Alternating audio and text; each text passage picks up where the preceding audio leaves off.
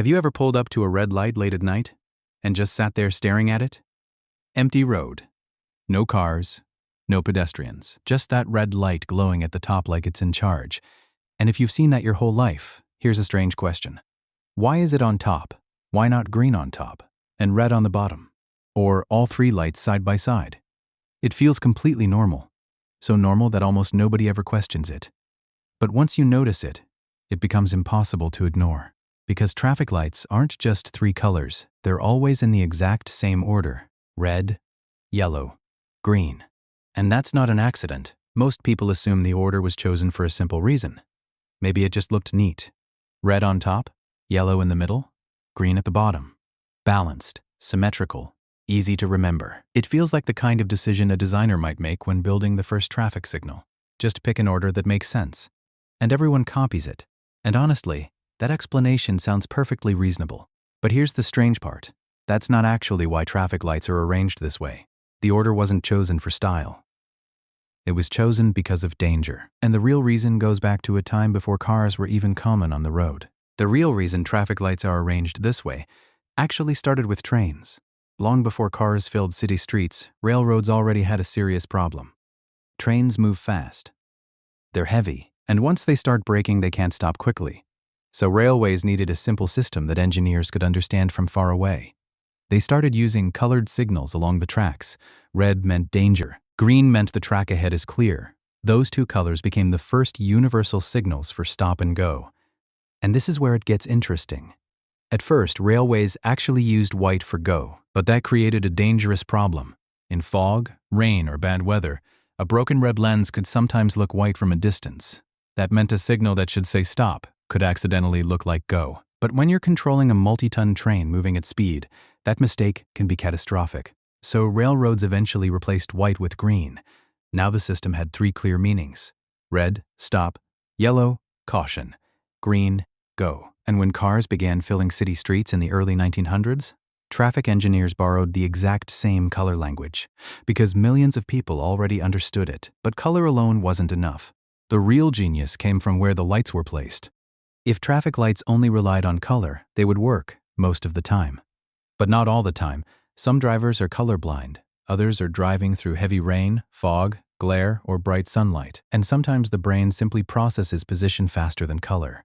So engineers added a second layer of information: position.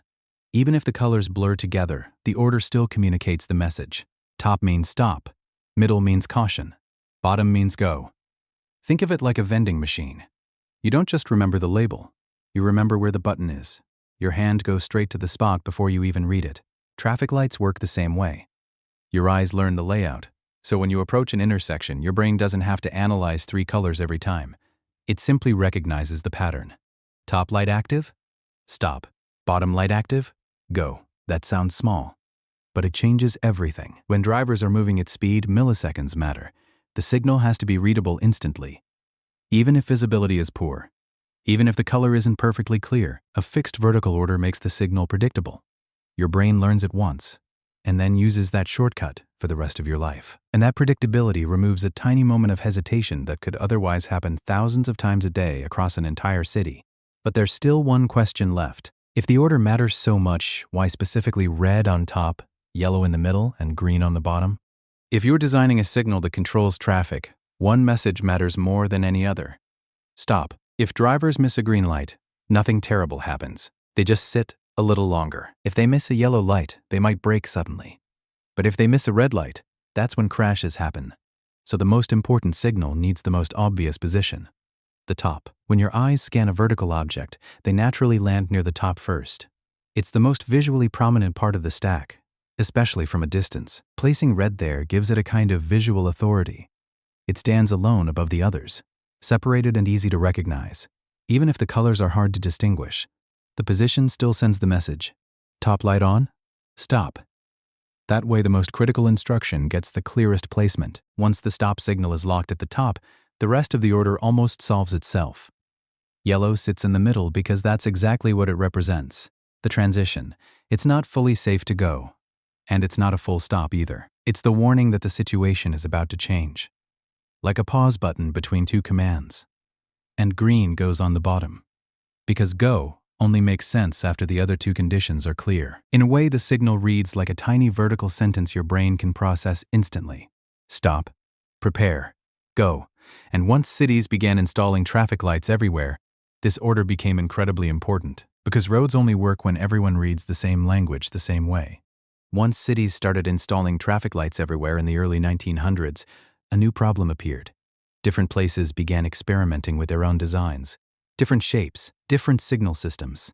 At first, that might not sound like a big deal, but driving between cities quickly showed why it was. Imagine approaching an intersection at speed where one city puts green on top while another puts red on top. A driver who reacts automatically could make the exact opposite decision. That's not just confusing.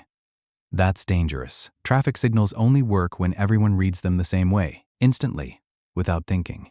So engineers and transportation authorities started standardizing everything about them, not just the colors. Vertical signals would always read red on top, yellow in the middle, green on the bottom. But sometimes traffic lights can't be stacked vertically. Wind conditions, road layouts, and overhead wiring sometimes make a horizontal design safer or easier to install. So engineers created a rule for that too. If the signal is horizontal, the order still stays predictable. Red goes on the left, yellow stays in the middle, green goes on the right. That way, the signal still reads the same logical sequence. Stop, caution, go. Even when the shape changes, the language stays identical, and that consistency became one of the quiet foundations of modern traffic systems. Millions of drivers, millions of intersections, all relying on the same simple pattern. There's another subtle trick built into traffic lights that most people never notice. It's not just the order, it's how the colors make you feel. Red is one of the most attention-grabbing colors the human eye can see. It has a long history of signaling danger. Fire, warning signs, alarms. Even before you consciously process it, your brain treats red as urgent. That makes it perfect for a stop signal. Yellow works differently. It's bright and noticeable, but it doesn't trigger the same sense of immediate danger. Instead, it feels like a warning. Something is about to change. That's exactly what the middle light is supposed to communicate. And green does the opposite of both. Green tends to feel calm, stable, and safe. It's the color of plants, open fields, and clear paths. Psychologically, it's one of the least threatening colors we see, which makes it a natural signal for movement. So the light isn't just giving instructions, it's guiding your reaction using colors your brain already understands. But the real genius appears when color and position work together. When you approach an intersection, your brain doesn't slowly analyze the signal like a puzzle. It recognizes it instantly. Position confirms it.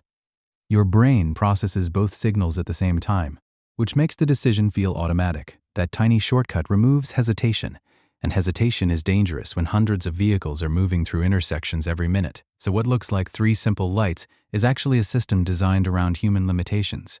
Slow reactions, imperfect vision, distractions, and bad weather. It's a design built to work even when people aren't perfect, and that's exactly why it works so well. Once you notice all of this, traffic lights start to look a little different. What seems like a simple lamp on a pole is actually a carefully engineered communication system. 3 colors, and a message your brain can understand in less than a second. The colors were chosen because they're easy to recognize. The order was chosen so the most important signal, stop, sits in the most obvious position. And the consistent layout means drivers don't have to think about it every time they approach an intersection. The signal becomes automatic. And when millions of drivers react automatically in the same way, traffic moves more smoothly and safely. So the next time you're sitting at a red light late at night, staring at that glowing signal above the road, you're not just looking at 3 lights. You're looking at more than a century of design, psychology, and engineering, all working together to guide millions of people through intersections without ever speaking a word. It's a tiny system that quietly keeps cities moving, and once you notice how carefully it's designed, it's hard to see it as ordinary ever again. If you enjoy discovering the hidden logic behind everyday things, make sure to subscribe for more curiosity-driven stories just like this.